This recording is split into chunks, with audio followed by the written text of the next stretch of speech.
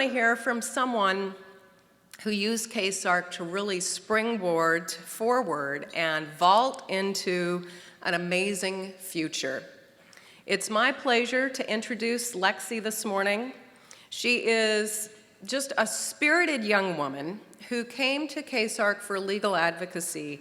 For their support, she left stronger and more capable and ready to tackle just about anything. Please welcome Lexie.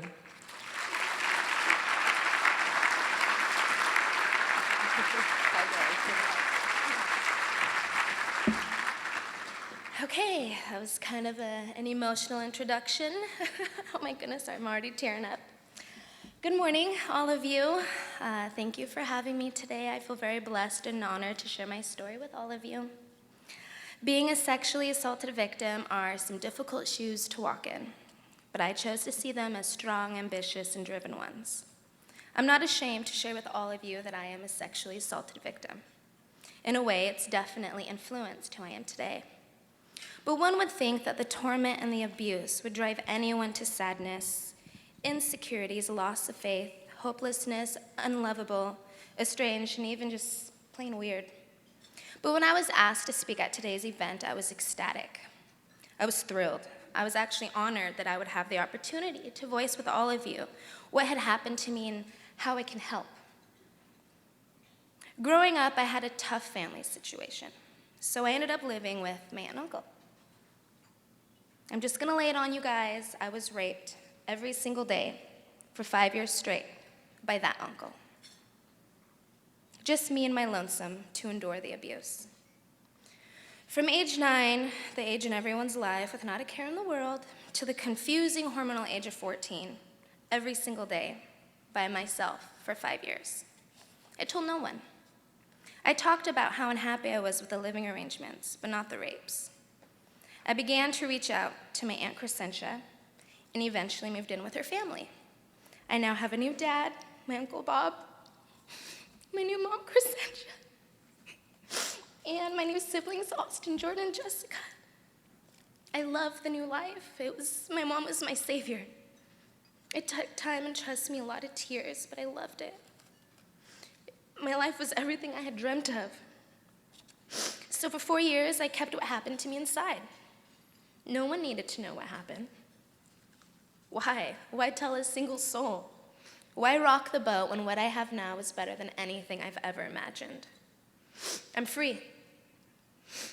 I was finally given the life and freedom from him, so why tell a soul? Until one day, my senior year in high school. I'm just getting home from work, and it hits me. My baby sister Jessica hasn't been home all weekend. With a family that's active in sports, extracurricular activities, and myself with work, one can get lost in the chaos of a huge family.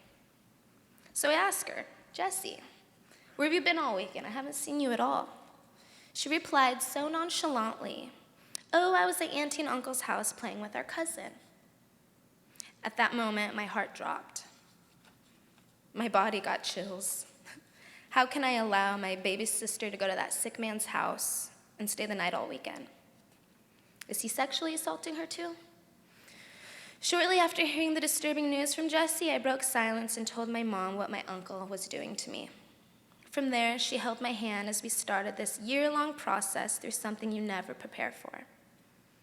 At that moment, I had no idea how intense the next year was going to be. I remember all those meetings and interviews as if they were yesterday. Throughout the criminal justice process, I had my go-to girl, Gemma, though, my victim's advocate from KSARC. I remember what it was like to have my advocate with me at all times. Every time we went to Kent to talk to the defense attorney, to be interviewed, to be interrogated, she was always there. She was soft, she was gentle. Walking into a courthouse, you see suits and briefcases, and being a 19-year-old who's never even been pulled over, to be in an environment like that's, it's uncomfortable. They don't prepare you for that. But Gemma, even just the way her body language, her demeanor, she wasn't there to, yes, I'm an advocate. She was there for my comfort. And it's kind of funny because I didn't even know I needed it until after the fact. At one point, my mom, Crescentia, and I talked a lot about fashion, about, her hair. I like your boots. She was just very personable. And when you're dealing with something that's so intense and, something that you don't want to discuss, you need to have that, you're okay, you're on my side, I don't have to watch what I say to you, you're there for me in particular, not just to clock in. Whether it be via text, call, or email, she let me know what was going on and what was going to come up next. I remember trial like it was yesterday, a blistering cold week filled with nothing but interrogation, misleading questions, and disturbing stories. But when they first told me I was going to trial January 10th, 2012, I really didn't know what that meant. In my head, I'm thinking Law and Order, SVU, get ready. I have no idea. But when Gemma had explained it to me, there was no sugarcoating. She prepared me and let me know to be ready to be in the hot seat. Get ready to have the defense attorney make you look like you're in the wrong, but stand up for the truth and you'll be fine.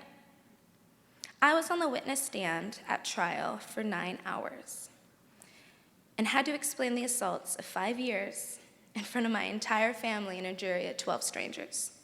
It was extremely difficult.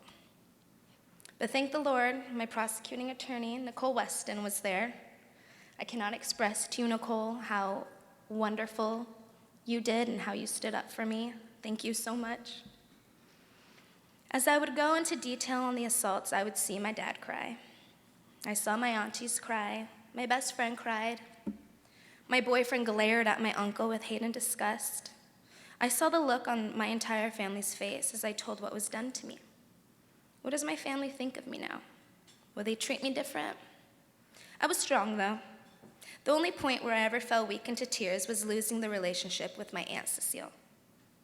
I had to realize I wasn't alone, though.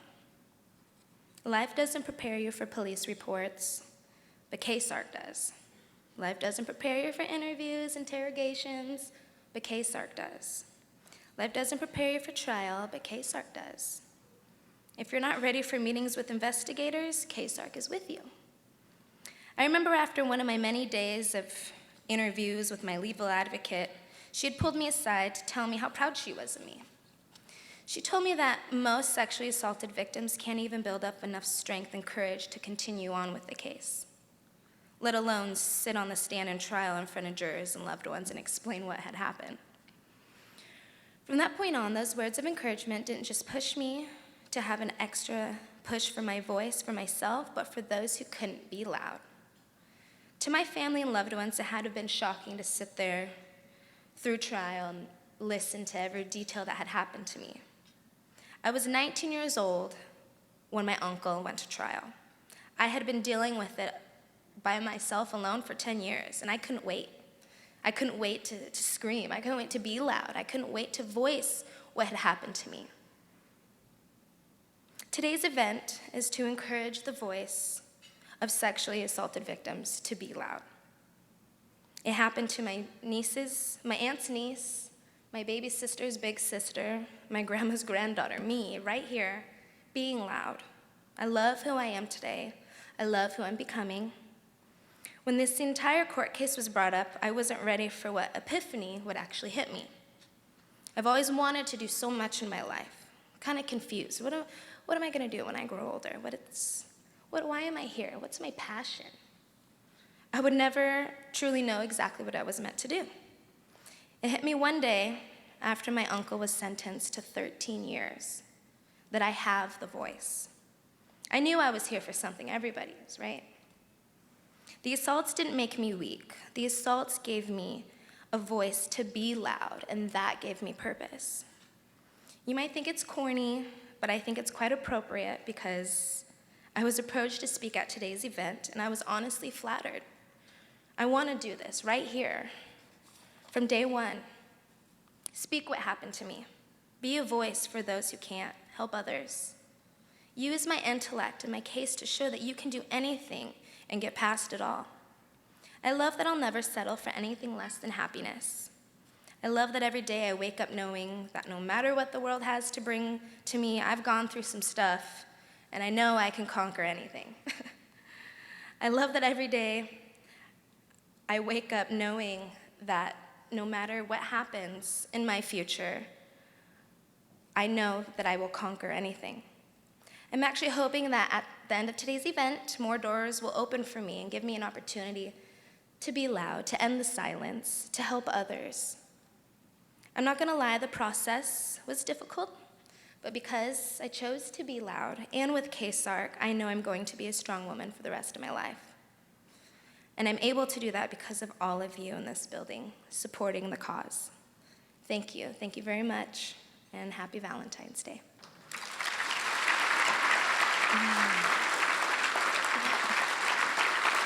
Thank you. Thank you.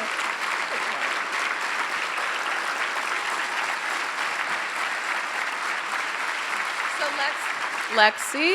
Lexie, don't go too far.